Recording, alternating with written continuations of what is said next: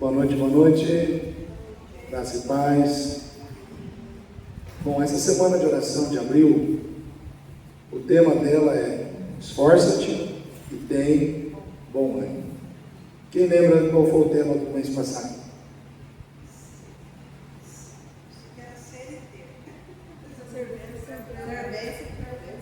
Exatamente. Ser bênção e ter bênção. Ou ter bênção e ser bênção. E é interessante que essa temática que foi trabalhada no mês passado, Deus acabou trabalhando ela não somente dentro da semana de oração.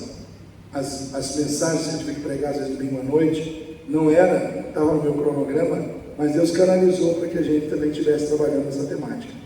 E esse mês nós vamos atacar um dos males que tem atacado a vida dos crentes, que é o desânimo.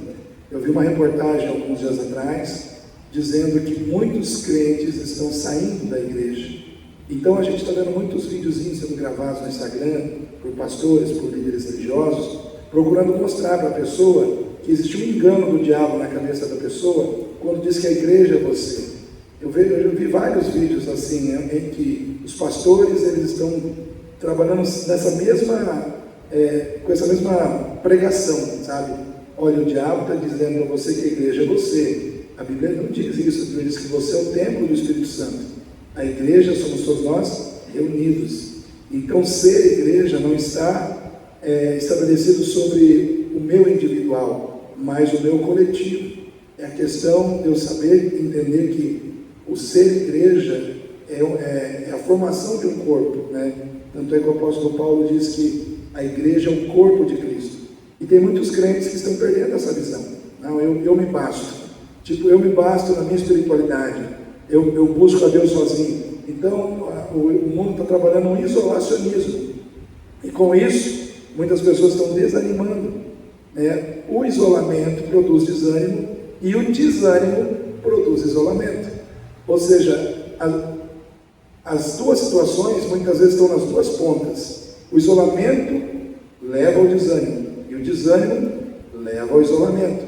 Então, pergunta: desânimo acontece com crentes inexperientes, com crentes assim que não buscam muito, ou acontece com todo mundo? O que você acha, Nicole?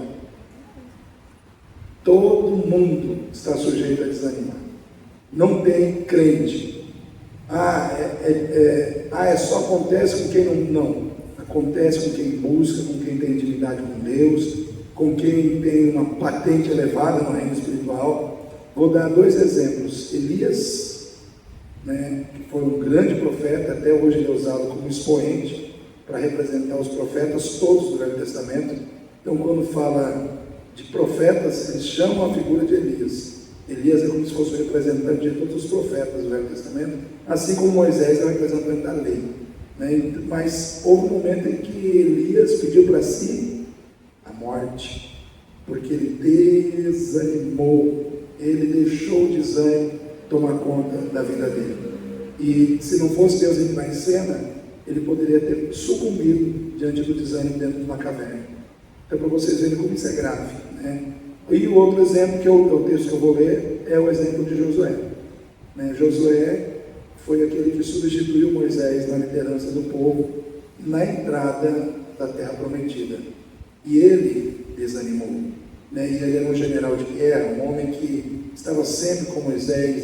A Bíblia diz que em todos os momentos que Moisés ia buscar a Deus, Josué estava com Moisés e não se apartava de Moisés.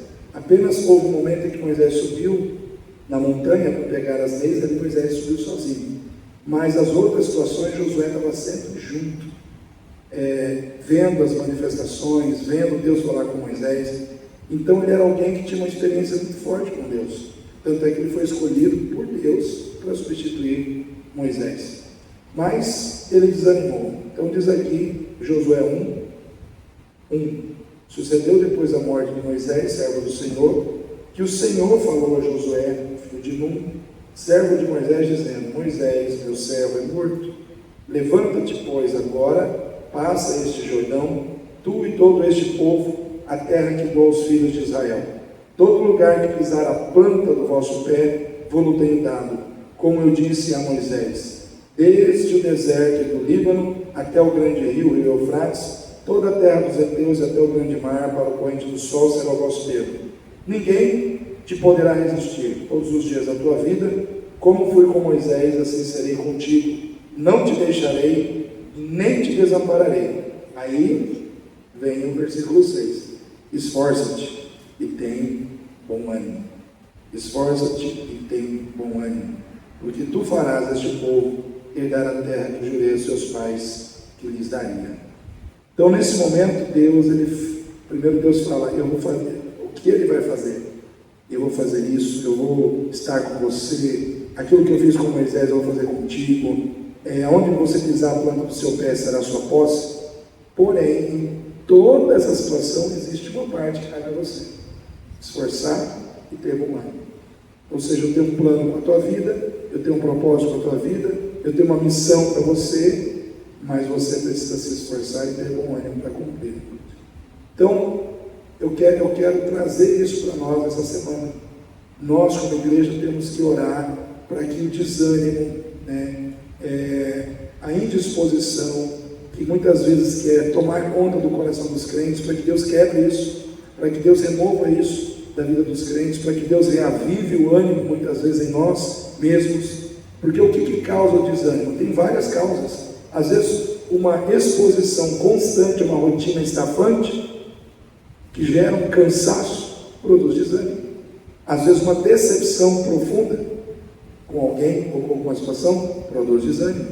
Às vezes, é uma situação traumática, a perda de alguém, como foi o caso de Josué. Tanto é que Deus começa o diálogo com ele dizendo, meu servo Moisés é morto. Eu pergunto, mas Josué não sabia que Moisés estava morto? Não é uma redundância, né? Mas Deus estava trazendo aquilo à tona para mostrar para Josué que ele sabia que no coração de Josué ele estava preso exatamente àquela situação. Falou, olha, Moisés é morto, mas eu não estou morto. Eu estou com você. Então Moisés vai te faltar, mas eu não. Então, toda aquela dependência que você colocou sobre ele, transfere para mim. Deixa eu ser o apoio que você precisa que eu seja nesse momento na sua vida. Porque muitas vezes a gente se apoia em pessoas ou situações que não vão estar conosco o tempo todo. Mas Deus, Ele consegue estar o tempo todo. Então não tem melhor apoio do que Ele. Então, eu sempre digo, não é pecado, não é proibido, não tem problema nenhum você se apoiar em pessoas, mas desde que o seu apoio maior sempre seja no Senhor. Porque quando as pessoas faltarem, você não vai cair. Porque o teu apoio maior não era as pessoas que faltaram. É o Deus que nunca vai faltar. É o Deus que sempre prevalece. Amém? Vamos ficar em pé nesse momento para a gente começar a orar. Pedir para a Nicolau desligar ali agora, né?